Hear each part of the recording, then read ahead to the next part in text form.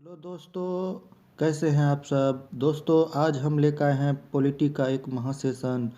इस सेशन में हम जानेंगे कि पॉलिटी के ओरिजिन कहाँ से होती है और इसको सबसे पहले किसने बनाया था, और हम इसके बारे में पूरा डिटेल से जानेंगे। तो दोस्तों, हमारे वीडियो को पूरा ध्यान से देखिए, और आप चैनल पर नए हैं तो चैनल को सब्सक्राइब कीजिए और बेल आइकन को प्रेस करना नहीं भूलिए।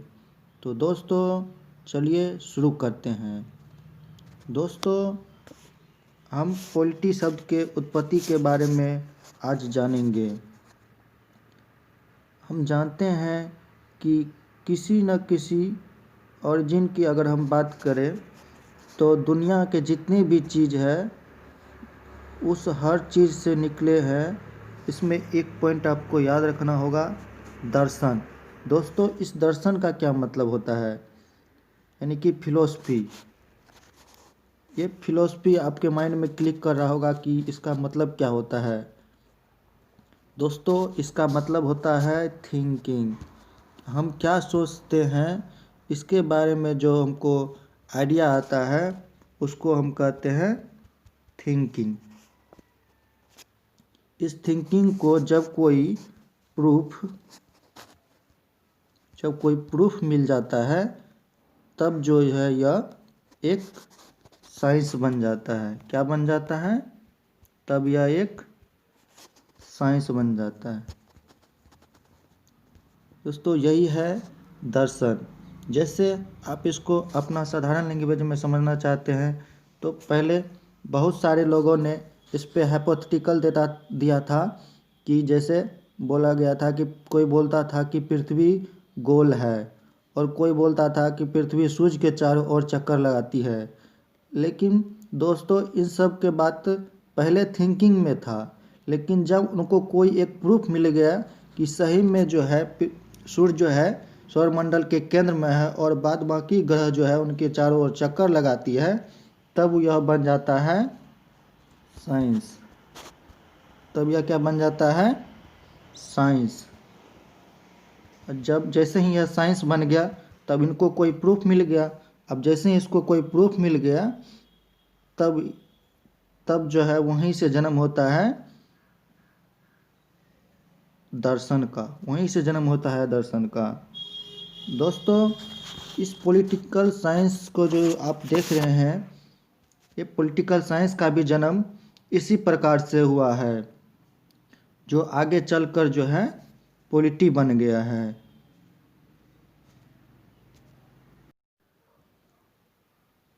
आइए अब हम जानते हैं कि इसकी शुरुआत कहाँ से हुई है।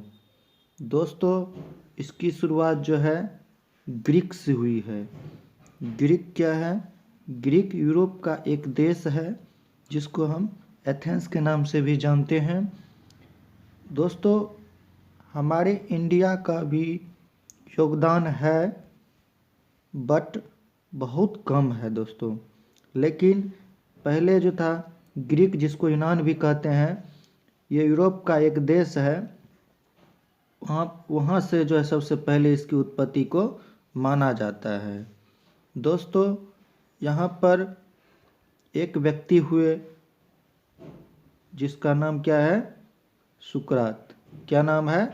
सुकरात। ये जो आप इमेज में देख रहे हैं यही है सुकरात। ये सुकरात ही क्यों? क्योंकि इन्होंने पहले राजा के नियम जो थे, जितने भी वहाँ के राजा थे,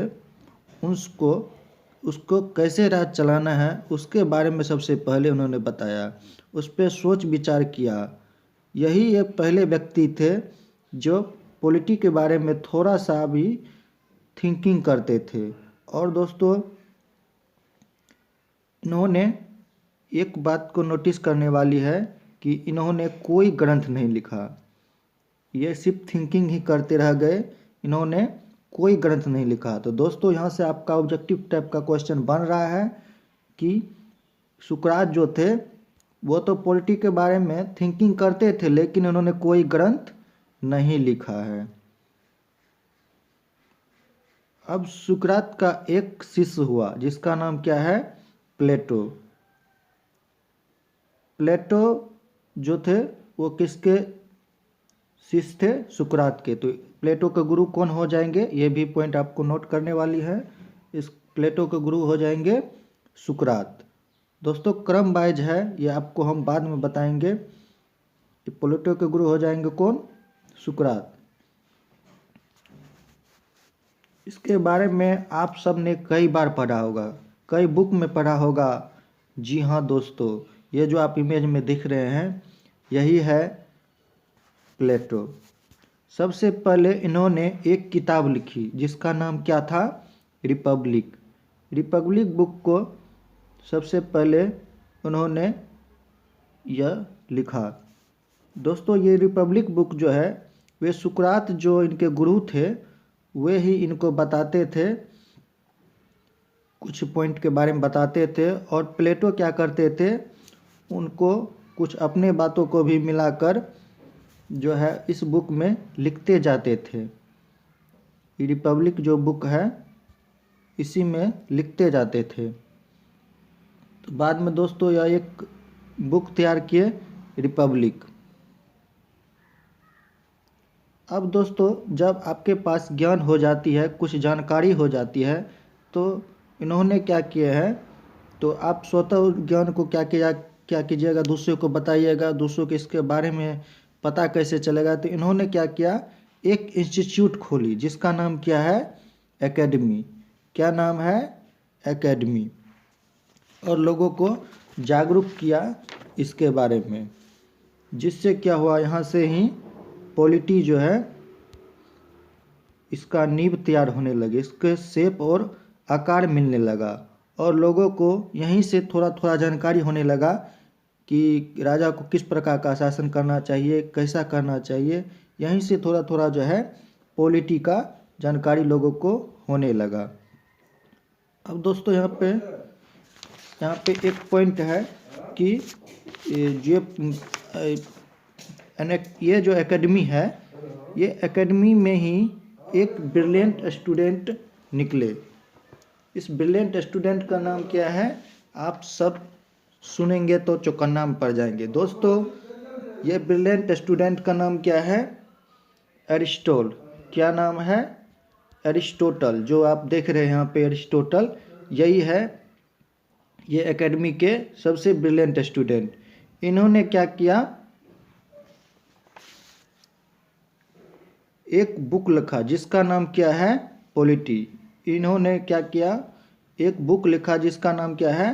पॉलिटिक्स। और यहीं पर जैसे ही सब के बारे में लोगों को पता चला, तो लोगों ने इस अरस्तु को ही, एरिस्टोटल को ही क्या किया, राजनीतिक विज्ञान का जनक कहा गया। क्या कहा गया?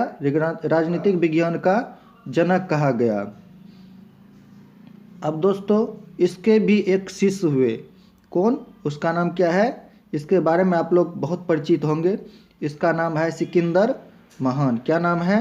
सिकंदर महान, जिसको अलेक्जेंडर तृतीय के नाम से भी हम जानते हैं। अब दोस्तों ये जो अरस्तु थे, यही मेन जो थे पॉलिटी शब्द का जो है उत्पत्ति दिए, और इन्होंने ही पॉलिटी शब्द के बारे में बताएं। दोस्तों ये पॉलिटी का ओरिजिन है। चलिए हम एक बार फिर से पूरा ओवरऑल डिस्कस करते हैं। यहाँ पे आपको सबसे पहले आप दर्शन के बारे में जानिएगा। दर्शन क्या होता है? दर्शन एक हाइपोथेटिकल थिंग्स होता है। जब हम किसी चीज़ को थिंक करते हैं, किसी चीज़ को सोचते हैं, तो वहाँ पे क्या होता है? दर्शन का जन्म होता है। और ये दर्शन से क्या होता है? दर्शन आपको, जब दर्शन को कोई एविडेंस या कोई प्रूफ मिल जाता है, तो वो क्या करता है? साइंस का निर्माण करता है। क्या करता है? साइंस का निर्माण करता है। जब इस साइंस को किसी बुक में लिखा जाता है, तो जो है वो एक फिलोसफी, एक साइंस, एक मतलब जैसे यहाँ इसी प्रकार जो है यहाँ पे पॉलिटिकल साइंस की जो हम बात कर रहे हैं, इसी फिलोसफी से ही जो है हमारे पॉलिटिकल साइंस का जन्म हुआ, और जो आगे चलकर जो है पॉलिटी के रूप में विख्यात हुआ। अब दोस्तों यहाँ पे बात कर लेते हैं कि पॉलिटी की उत्पत्ति कहाँ से हुई है? ग्रीक से हुई है। कहाँ से हुई है? ग्रीक, यानी कि यूरोप का एक देश है एथेंस। ज़्यादा बड़ा तो देश नहीं है, लेकिन किसी भी बुक के बारे में आप देखिएगा, कहीं भी बुक में देखिएगा तो ग्रीक शब्द का प्रयोग होता है। ग्रीक दोस्तों किसी भी चीज़ को खोजने में बहुत आगे था। और यहीं पे एक व्यक्ति हुए जिसका नाम है सुकरात, और सुकरात क्या किए, इसके बारे में सोचना शुरू कर दिए। उसके बाद इनके शिष्य हुए प्लेटो। प्लेटो जो है इस बुक को थोड़ा थोड़ा शेप और आकार देने लगे। दोस्तों यहाँ पे एक पॉइंट नोट करने वाला है कि सुकरात जो है कभी कोई बुक नहीं लिखा है। जब प्लेटो ने रिपब्लिक बुक लिखा तो उनके ज्ञान को प्रोत्साहित करने के लिए एक एकेडमी खोला जिसका नाम क्या है, द एकेडमी। इस एकेडमी से ही जो है एक महान व्यक्ति जो थे, जो ब्रिलियंट स्टूडेंट थे, अरस्तु, वो पढ़ के बाहर निकले और उन्होंने ही एक बुक लिखा जिसका नाम है क्या, पॉलिटिक्स। और लोगों ने ही इनको क्या किया है कि राजनीतिक विज्ञान का जनक जो है किसको घोषित किया है, अरस्तु को। और दोस्तों इनके शिष्य थे सिकंदर। ये जो है आपको सिर्फ याद रखना, ये कोई राइटर नहीं थे, ये सिकंदर महान, द ग्रेट अलेक्जेंडर थे। अब दोस्तों यहाँ पे एक पॉइंट नोटेट करने वाली आपके ऑब्जेक्टिव पॉइंट ऑफ व्यू से देखिए। अब मैं पूरा ऑब्जेक्टिव पॉइंट से आपको बताता हूँ। अगर बात करेंगे प्लेटो के गुरु कौन थे, सुकरात। कौन थे, सुकरात। और सिकंदर के गुरु कौन थे, अरस्तु। कौन थे, अरस्तु। और हम इंडिविजुअल रूप से भी अगर मानेंगे तो अरस्तु के गुरु कौन हो गए, प्लेटो। यानी कि वही अगर इस एकेडमी जो लिखे हैं द एकेडमी, इसी एकेडमी से जो है ना वही ना पढ़ के बाहर निकले हैं, तो वो इनके एक तरह से हम मान सकते हैं गुरु थे। चलिए अब दोस्तों हम बात करते हैं भारतीय राज व्यवस्था की। दोस्तों ये भारतीय राज व्यवस्था क्या होता है, इसके बारे में जानना बहुत ज़रूरी होता है। इसमें जो दो शब्द, यह जो है दो शब्द से मिलकर बना है, एक राज, दूसरा व्यवस्था यानी सिस्टम। दोस्तों अब पहले हम राज की बात कर लेते हैं, उसके बाद हम व्यवस्था को देखेंगे। तो यहाँ पे देखिए, सबसे पहले एक कन्वेंशन हुआ था 1933 ईस्वी में। कहाँ पे हुआ था, मोंटेविडो में। अब दोस्तों माइंड में क्लिक कर रहा होगा ये मोंटेविडो क्या होता है। दोस्तों ये मोंटेविडो दक्षिण अमेरिका का एक देश था जिसका नाम क्या है, उरुग्वे। क्या नाम है, उरुग्वे। वहाँ का ही, उसका ही राजधानी है मोंटेविडो। ये मोंटेविडो जो है, वहाँ पर एक कन्वेंशन हुआ था 1933 में। वहीं पर कोई भी देश एक राज्य है कि नहीं है, इसके बारे में मुख्य एलिमेंट जो है उसको निर्धारित किया गया था ये कन्वेंशन में ही। तो वहाँ पे ही बताया गया कि कौन जो है एक राज होगा, कौन जो है